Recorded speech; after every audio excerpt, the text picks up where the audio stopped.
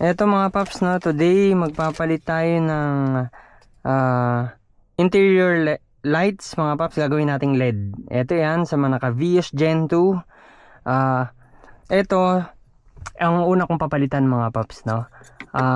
Unang-una, bakit gagawing LED? Mabilis uminit, mataas ang consumption, at yung liwanag niya hindi ganun kaliwanag mga paps. So eto sa mga naka Vios Gen 2, nakaganyan lang yan, sikwat lang dito sa gitna kasi ito meron siya pinaka contail na nakalock dito mga paps, no. Ayun sa area na yun. So tanggalin natin mga paps. Eto, tanggalin natin yung bulb. Bukan natin tanggalin. Matagal na to hindi napapalitan. Kung anong sakit niya. Ayan mga paps, no, T10 sakit lang to at mabilis uminit mga paps. Tingnan nyo naman, no. Papalitan natin nito.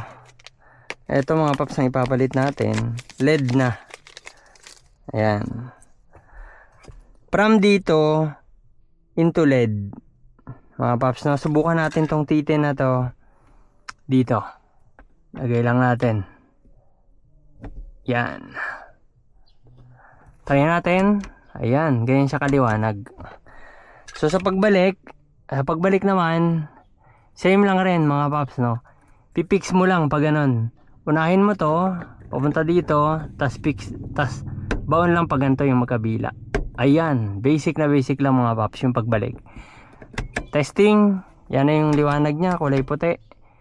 Maganda mga paps, ha. Ayan. Kabila naman tayo mga paps.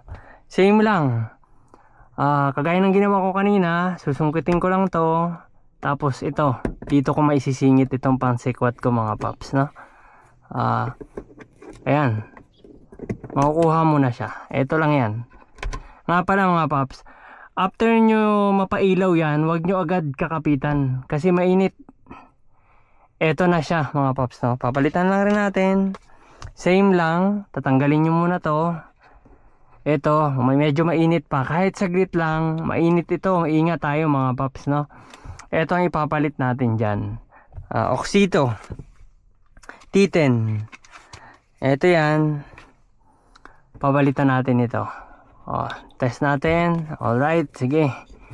Pwede na, hindi na ganun kainit.